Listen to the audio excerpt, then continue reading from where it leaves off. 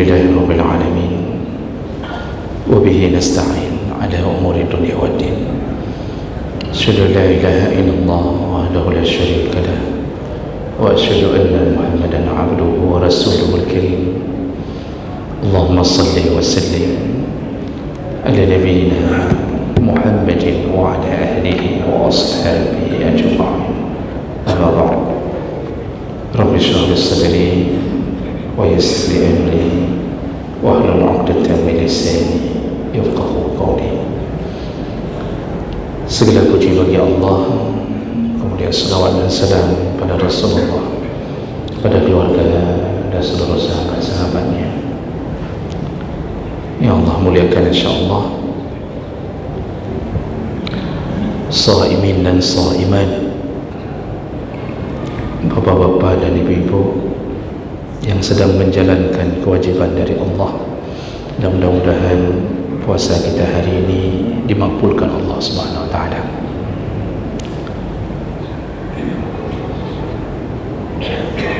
Kita akan sambung pembahasan tentang fadilah beriman kepada hari akhir atau hari kiamat. Di pertemuan kita yang terakhir, kita sudah membahas bahwa beriman kepada hari akhir adalah bukti bahwa kita beriman kepada Allah Subhanahu wa taala. Tidak sah iman seseorang kalau hanya beriman kepada Allah tapi tidak beriman kepada hari akhir. Maka Allah sering menggandengkan kalimat yu'minuna billah wal yawmil akhir, amana billah wal yawmil akhir, yaitu beriman kepada Allah sekaligus kepada hari akhir. Baik, kita lanjutkan berikutnya. Fadilah beriman kepada hari akhir yaitu dengan percaya akan adanya hari akhir, hari kebangkitan, hari pembalasan, maka itu menjadi motivasi untuk beramal saleh. Jadi orang yang paling kuat beramal, beribadah, salah satunya dipicu oleh janji-janji Allah yang kita sangat yakin tanpa keraguan kepadanya. Orang yang percaya penuh dengan janji Allah, maka dia akan berubah sikap dan perilaku terhadap janji tersebut. Tanpa ragu dia akan melakukan semua amal yang diminta oleh Allah Subhanahu wa taala, dan dia akan tinggalkan semua yang dilarang oleh Allah, karena hatinya yakin sekecil apapun yang dia lakukan pasti dibalas Allah Subhanahu wa taala. Orang-orang yang beriman kepada hari akhir tidak pernah putus asa beramal saleh, tidak pernah berhenti, karena dengan keyakinannya dia tahu bahwa semuanya akan dia ambil sendiri nanti di akhirat. Allah Subhanahu wa taala menyebutkan dalam surat Fussilat, man 'amila salihan falinafsih, barang siapa yang beramal saleh itu bukan untuk Allah tapi untuk dirinya sendiri. Jadi tidak ada yang Allah sia-siakan di akhirat nanti. Wa ma rabbuka bidhallamin lil 'abid. Jadi setelah Allah mengatakan man 'amila salihan falinafsih wa man asaa fa'alaiha, barang siapa yang berbuat buruk, berbuat dosa, maka dia nanti dizalimi, maka nanti dia telah menzalimi dirinya sendiri dengan dosa itu. Jadi bukan Allah yang menzaliminya, tapi dia menzalimi dirinya sendiri dengan dosa itu. Wa ma rabbuka bidhallamin lil 'abid, Tuhanmu tidak pernah menzalimi hamba. Makanya kita ini ketika berbuat amal saleh, di akhirat nanti Allah tidak akan zalimi kita dengan menghilangkan amal saleh tersebut. Tidak akan, walaupun sekecil apapun, walaupun hanya senyuman. Nabi SAW mengatakan, wala takhiranna minal ma'ruf syai'an, janganlah engkau menganggap remeh amal salehmu atau kebaikanmu walaupun kecil. Jangan engkau anggap remeh, jangan engkau kira bahawa itu tidak berpahala. Wa an talqa wajhaka wa an talqa akhaka biwajhin taliq, walaupun engkau hanya memasang wajah yang ceria untuk bertemu dengan saudara, memasang wajah ceria bertemu dengan sesama mukmin, itu pun ternyata adalah amal saleh. Itu dianggap amal saleh. Kita akan sering, Bapak Ibu, tadi kita diam saja, tapi begitu datang tamu, kita langsung wajah kita berubah, kita tersungging senyuman. Tersungging, bukan tersinggung, kita tersungging senyuman. Walaupun ada juga yang datang tamu tersinggung, tapi yang beramal saleh langsung wajahnya berubah. Tadi bapak duduk dengan teman-teman satu kelompok, ketika datang orang yang ingin menyapa, terkembang senyuman. Itu amal saleh. Wajah kita kok kita rubah. Kenapa enggak kita pertahankan saja wajah yang serius tadi? Kenapa waktu sambut teman kita datang, kita senyum sedikit? Itu pun ternyata amal saleh, dan itu nanti jadi amal yang akan diambil di akhirat. Makanya orang beriman kepada hari akhir itu penuh dengan harapan, penuh dengan angan-angan.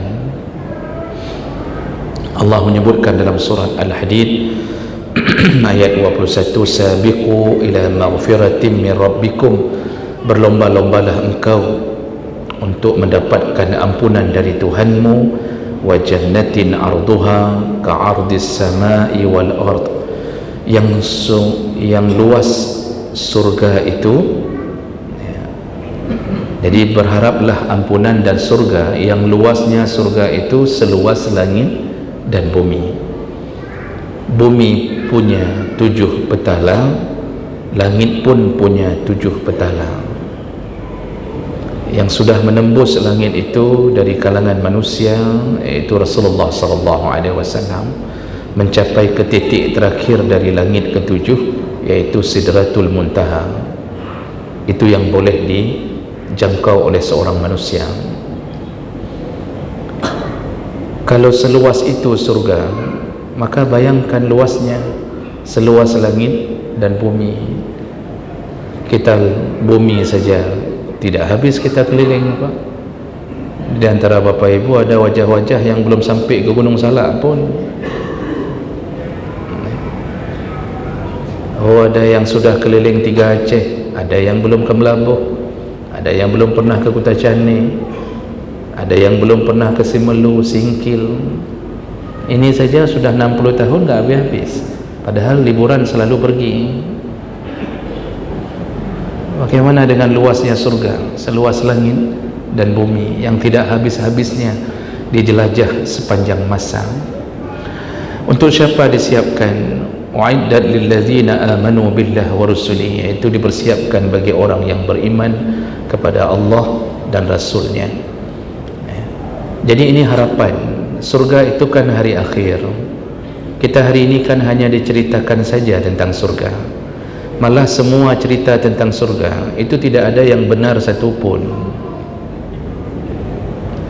Bapak Ibu, semua yang diceritakan oleh Allah tentang surga nggak ada yang benar satupun, karena yang benarnya itu tidak bisa dijangkau oleh daya tangkap manusia. Jadi Allah hanya memberi kalimat-kalimat yang sanggup dijangkau saja. Yang sebenarnya tidak begitu.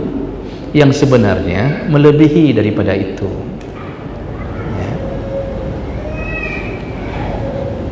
Jadi ketika Allah menyebutkan tentang surga, kalau Allah sebut sungai, kita pasti yang sanggup kita jangkau ya sungai-sungai yang ada di dunia, Pak. Kurung Tuan, Kurung Simpong, itu yang kita bayangkan, oh sungai ya begitu ya, padahal aslinya tidak begitu. Aslinya keindahannya itu tidak pernah terjangkau oleh pikiran. Makanya tidak ada yang benar cerita tentang surga dalam Al-Quran. Yang benar yaitu nanti setelah kita mendapatkannya. Maka Allah hanya menceritakan yang sanggup dijangkau. Waktu Allah cerita tentang bidadari, Allah akan menceritakan bahasanya wahurun ain, bidadari itu matanya jeli. Salah satu ciri khas bidadari matanya, Pak. Kita ini kan kalau lihat mata orang yang cantik, Pak, bukan orangnya yang kita lihat, matanya saja. Dia kedip-kedip di depan kita, itu saja sudah berbeda kan Bapak Ibu. Wajahnya nggak nampak, matanya aja saja yang nampak. Dikedip-kedip, Pak. Hati kita entah gimana rasanya dikedip-kedip, kan? Itu baru mata. Kalau mata lentik, maka itu biasanya menjadi daya tarik. Bidadari itu yang paling indah di antara salah satu anggota tubuhnya adalah matanya. Matanya saja sangat jeli, indah sekali. Lalu Allah sambung, ka'amsalin lu'lu'il maknun. Dia itu bagaikan mutiara yang tidak pernah disentuh, tidak pernah diganggu, baru dikeluarkan dalam gudang. Begitu bidadari. Jadi jangan bayangkan kita bisa menjangkau kemampuan untuk membayangkan bidadari. Tidak, nggak pernah dikeluarkan. Bagaimana kita bisa bayangkan nggak pernah dikeluarkan, Pak? Waktu istri-istri kita jadi bidadari, berubah, Pak. Berubah menjadi seperti nggak pernah dikeluarkan sebelumnya. Ini kalau istri kita jadi bidadari, kita akan takjub melihat istri sendiri seperti tidak pernah kita melihat sebelumnya. Jadi barang baru. Makanya nanti kita jatuh cinta sekali lagi kepada istri waktu sudah menjadi bidadari. Makanya salah satu pemicu kenapa orang mau beramal saleh, kalau percaya bidadari itu ada. Kalau tidak percaya, Pak, mana ada rencana orang beramal saleh? Ini bapak-bapak hari ini zuhur datang ke sini kenapa? Karena percaya bidadari. Kalau nggak percaya bidadari, mau ke sini, Pak? Misal nggak ada janji apa-apa, yang salat zuhur tidak ada apa-apa, yang salat asar nggak dapat apa-apa. Kalau Allah mengatakan itu, nggak dapat apa-apa, surga nggak ada, semua nggak ada, nggak akan ditambah apapun, engkau mati menjadi tanah. Maukah kita datang ke sini? Tidak, karena nggak ada manfaat. Tapi ketika dijanjikan sesuatu yang membuat kaki kita tidak lelah untuk melangkah, adalah karena janji. Itulah kepercayaan, itulah iman.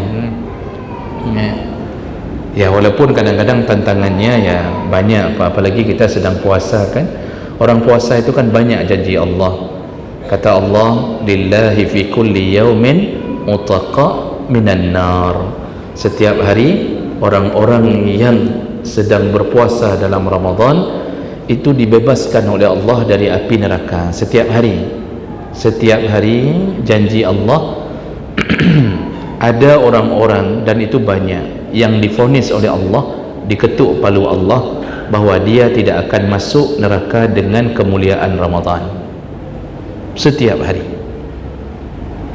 Kalau satu hari Allah bebaskan sekitar 1000 orang, maka kita mudah-mudahan salah satu yang masuk dalam list yang dibebaskan setiap hari. Kenapa Allah bebaskan? Imannya, Pak, percaya sama Allah. Allah itu cuma butuh dipercaya saja. Amal saleh itu nomor 2. Karena ada orang yang tidak sempat beramal saleh, dengan iman dia bisa masuk surga. Tidak sempat, bukan tidak mau beramal saleh, tidak sempat.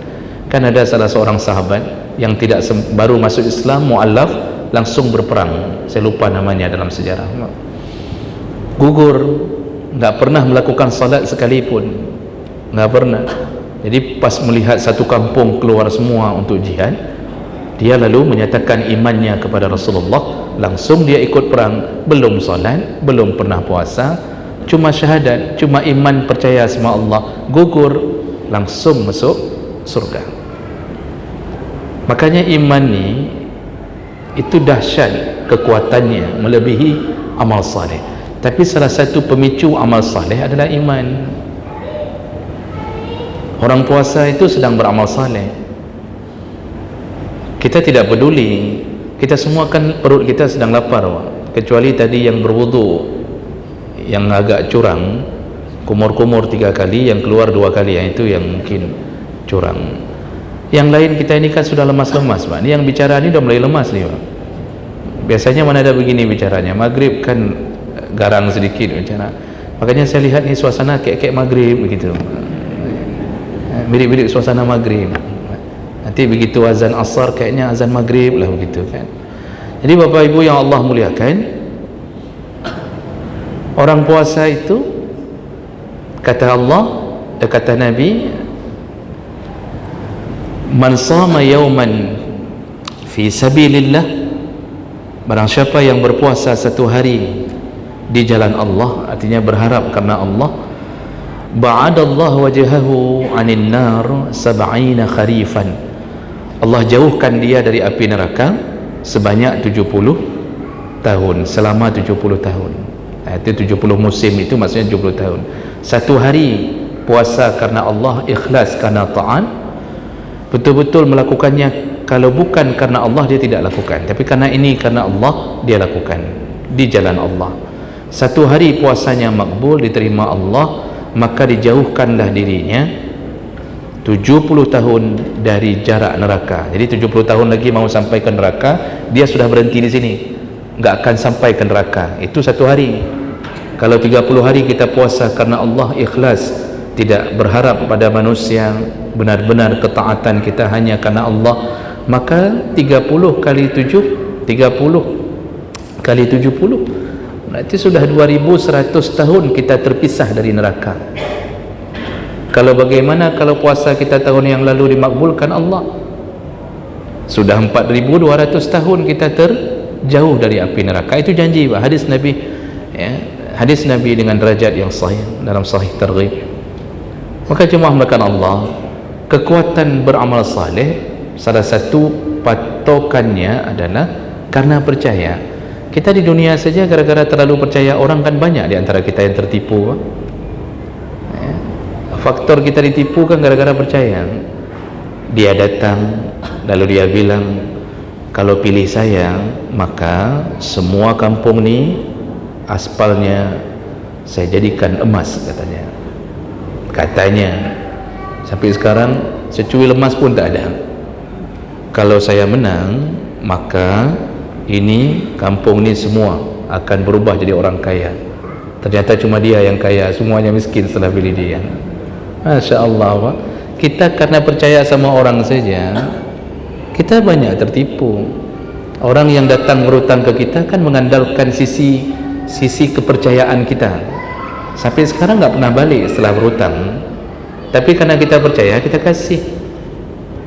Di dunia saja modalnya percaya, kita berikan apapun,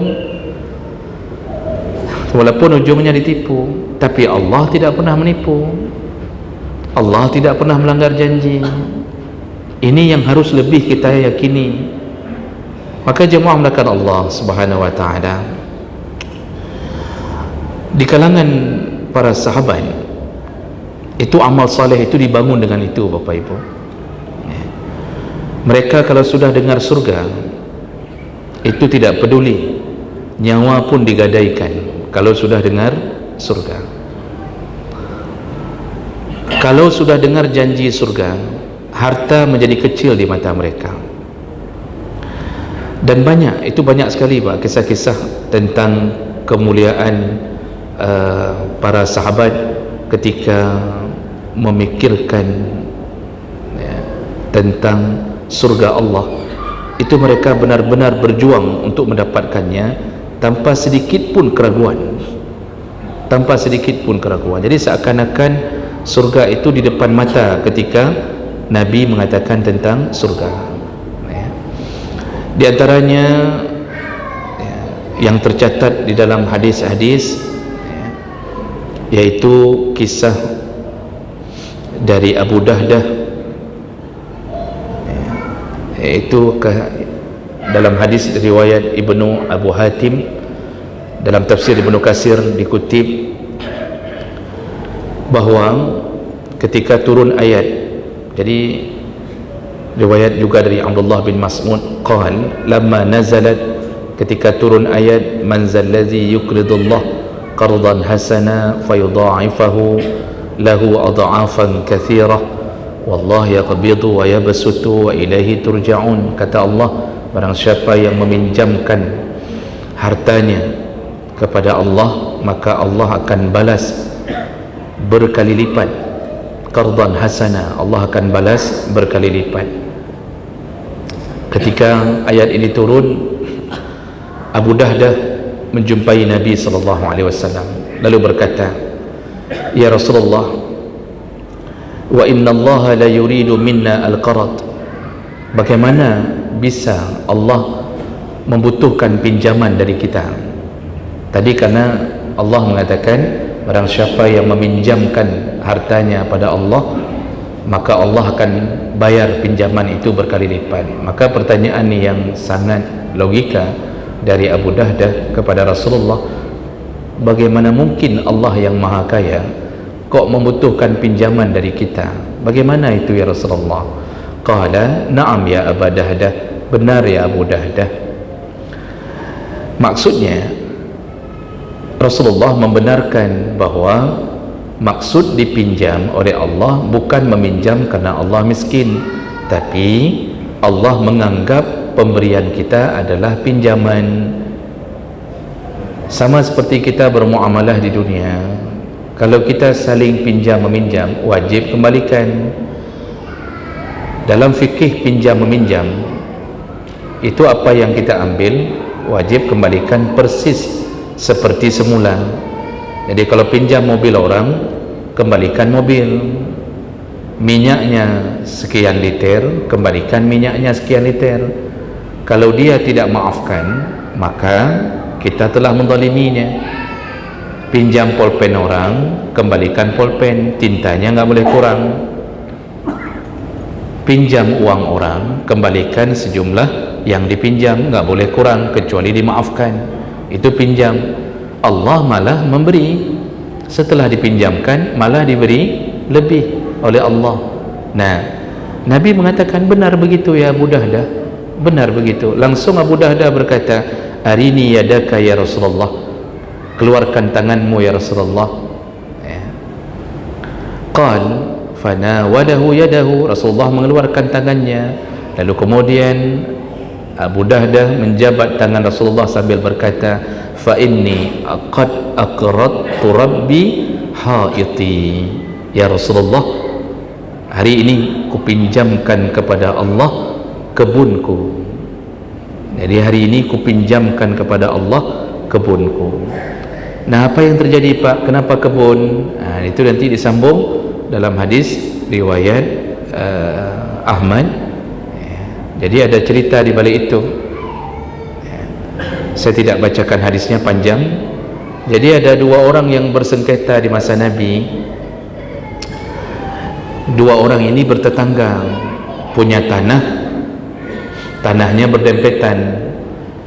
Yang satu orang ingin membuat pagar. Ternyata di tanah perbatasan itu tumbuh pohon kurma. Tumbuh pohon kurma milik tetangga sebelah. Tentu yang punya tanah sebelah ini tidak bisa bangun pagar. Akhirnya dia mengatakan, potonglah, tebanglah kurmamu, pohon kurmamu, karena aku ingin buat pagar di sini. Orang itu tidak mau. Dia mengatakan, oh nggak bisa, harus belilah. Ini pohon saya, kalau saya tebang suka-suka kan rugi. Belilah, kalau mau belilah. Orang ini nggak mau beli, bukan pohon dia dan itu tanah dia, setengahnya tanah dia. Jadi menganggap orang yang punya pohon lah yang bersalah. Akhirnya terjadilah dawa-dawi di situ. Lalu sampailah berita itu kepada Rasulullah.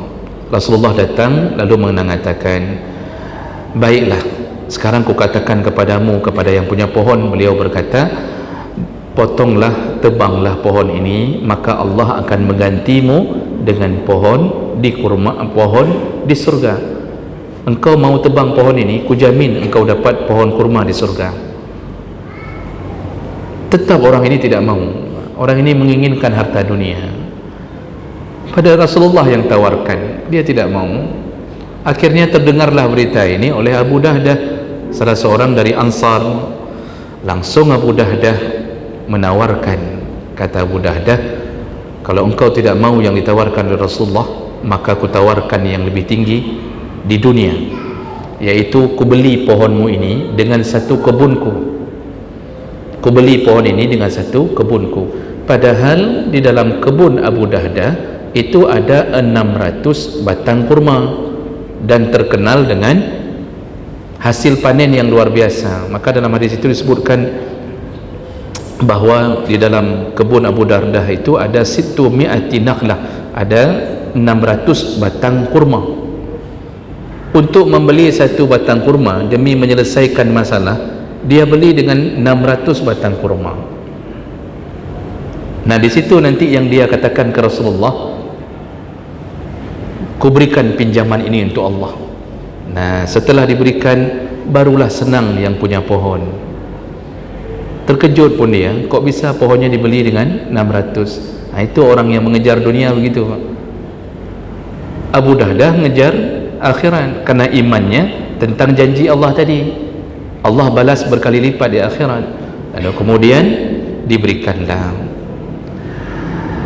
Faqala Rasulullah sallallahu alaihi wasallam, ketika terjadi transaksi itu, Rasulullah berkata, kam min ghazaki raha li Abi Dahdah fil jannah qalaha miraran. Kata Rasulullah, sungguh aku telah dinampakkan begitu suburnya, begitu ranumnya pohon-pohon kurma yang ada di surga milik Abu Dahdah. Jadi langsung dinampakkan ke hadapan Nabi oleh malaikat, ini kebun punya Abu Dahdah di surga. Nabi mengatakannya di hadapan Abu Dahdah, ya Abu Dahdah, sungguh pohonmu begitu ranumnya, begitu cantiknya, indahnya, telah disiapkan Allah di surga. Faqalaha miraran, Nabi mengatakannya berulang-ulang. Berulang-ulang Nabi katakan, Masya Allah, beruntungnya engkau Abu Dahdah, Allah telah siapkan untukmu. Lalu kemudian fa'ata imra'atahu, setelah itu dia langsung menemui istrinya di kebun itu. Jadi di kebun Abu Dahdah itu ada rangkang balai untuk kumpul-kumpulkan buah kurma, ditaruh di balai itu. Istrinya masih di sana waktu terjadi transaksi itu. Dalam riwayat yang lain dengan anaknya sedang mengumpulkan buah-buah yang siap dipanen, dikumpulkan. Langsung dia menuju ke kebun itu dan Abu Dahdah enggak masuk, berdiri di pagar. Lalu dia memanggil, ya Umma Dahdah, wahai ibunya Dahdah. Dahdah nama anaknya. Wahai ibunya Dahdah, ukhruji, keluarlah dari kebun ini. Ukhruji minal haid, keluarlah dari kebun ini. Fa inni qad bi'atuhu binakhlah fil jannah. Kebun ini telah kujual dengan kebun di surga. Itu enggak mau masuk tu karena menganggap ini bukan lagi kebunnya. Dia panggil istri suruh keluar. Wahai istriku, wahai Ummah Dahdah, keluar. Ini bukan kebun kita lagi. Sudah kujual, barusan sudah kujual. Dengan kebun di surga Allah. Lalu kemudian faqalat, istrinya yang mendengar suaminya mengatakan seperti itu, dia keluar. Lalu sambil keluar dia berkata, rabihal bay', sungguh inilah perdagangan yang paling menguntungkan. Sungguh wahai suamiku, engkau telah berdagang dengan perdagangan yang paling menguntungkan. Itu istri dulu, Pak. Kalau isteri sekarang seandainya terjadi begitu Pak, kita jual rumah kita untuk membantu satu orang miskin yang sedang bermasalah. Rumah 2 tingkat, di dalamnya pakai AC semua, ada garasi mobil 2, lalu kemudian lengkap ruangan 3 kamar tamu, 4 kamar mandi. Banyak kamar mandi daripada ruang tamu misalnya. Seandainya terjadi begini, kita enggak kasih tahu isteri duluan, kita suruh keluar dari rumah. Keluarlah wahai istriku, rumah ini telah kujual dengan rumah di surga Allah. Kira-kira istri kita mengatakan apa-apa? Hai lako bangai, hai suami bodoh, untuk membeli gubuk untuk orang miskin engkau jual rumah ini rumah 1M engkau jual hanya untuk engkau beri. Mungkin begitu, tapi bukan istri yang di belakang tabir ini Pak. Istri-istri yang di belakang tabir ini rata-rata kayak Ummu Dahdah. Bapak boleh coba, bapak jual kebun sawit bapak ya, untuk memberi sedekah. Kita di situ teruji siapa istri kita. Masya Allah, Ummu Dahdah tidak keluar kalimat itu, langsung dia sambut, ini sungguh perdagangan yang paling hebat wahai suamiku. Masya Allah Pak, suami istri hanya karena dijanjikan surga yang tak pernah mereka lihat, tidak pernah mereka sentuh, tapi imannya penuh dengan kepercayaan itu. 600 batang kurma hanya untuk menyelesaikan sengketa satu orang yang punya 1 batang kurma. Apa modalnya Pak? Iman ya. Dalam kisah yang lain, ketika ini dari Jarir bin Abdullah, hadis riwayat Muslim dengan derajat yang sahih, kunna inda Rasulullah sallallahu alaihi wasallam fi sadri nahar, pada suatu hari kami sedang bersama Rasulullah di teras masjid. Faja'ahu qaumun hufatan uratan mujtabi an-nimar awil aba mutaqallidi as-suyuf ammatuhum min mudar. Jadi kata Ibnu Jarir, ketika kami sedang duduk-duduk bersama Rasulullah, tiba-tiba datanglah sekelompok orang tidak pakai sandal, bertelanjang dada, artinya bajunya enggak cukup bahkan untuk menutupi bahagian atas tubuhnya, berpakaian kulit domba, sobek-sobek, dan mereka hanya mengenakan pakaian luar saja. Jadi seperti gelandangan begitu. Namun mereka menyandang pedang, jadi semuanya bawa pedang. Itu kebiasaan orang Arab dari dulu, bawa pedang. Dan mereka adalah dari kabilah Mudar. Jadi ada kabilah yang miskin-miskin dari kabilah Mudar. Fata'ammara wajhu Rasulullah sallallahu alaihi wasallam ramma ra'a bihim minal faqah.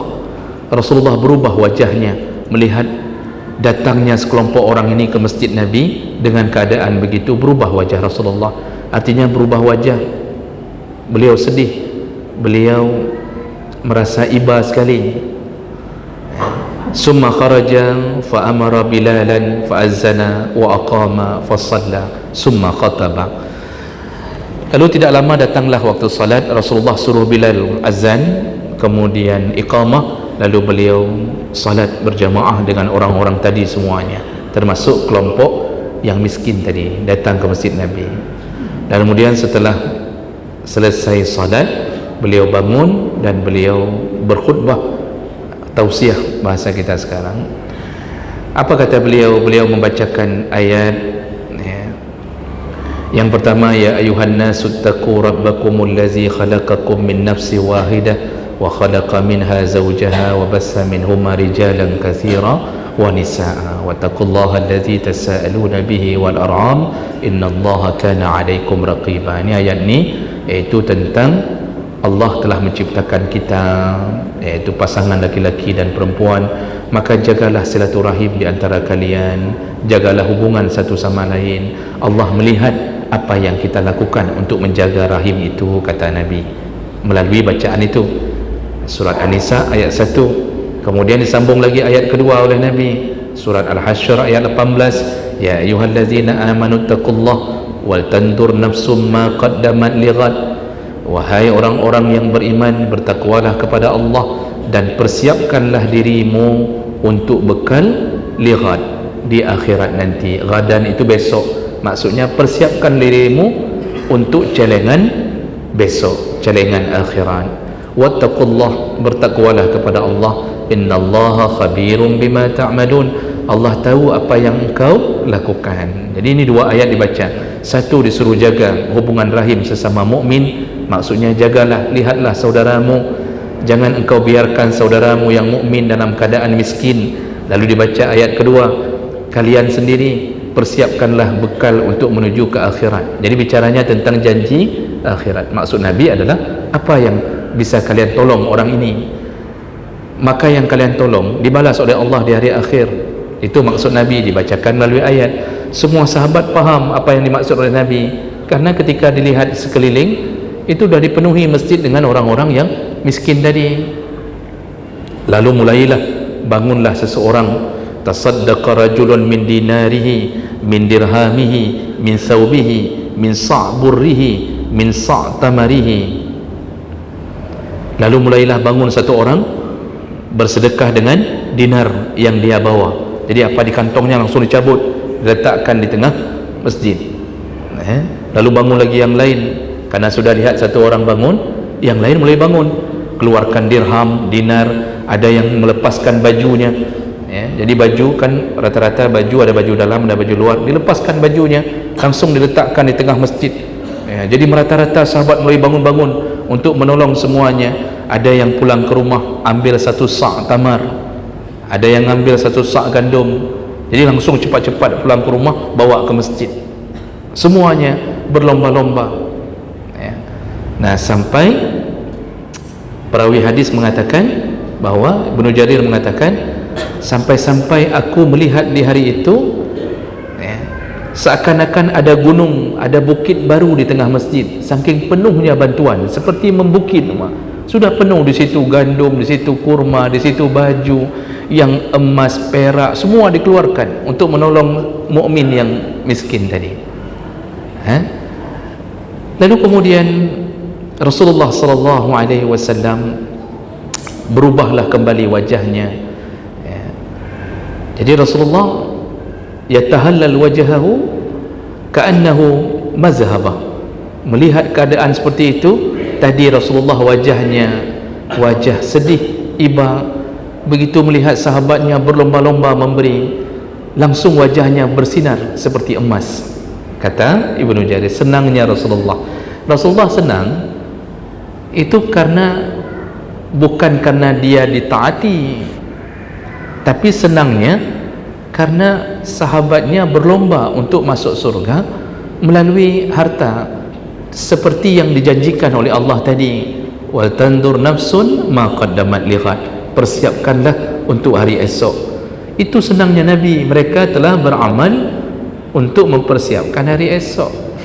Nabi SAW kemudian berkata, man sanna sunnatan hasanatan, barang siapa yang mendahului berbuat baik, maka dia dapat pahala, juga diikuti oleh pahala orang yang mengikuti setelahnya tanpa mengurangi pahala orang tersebut.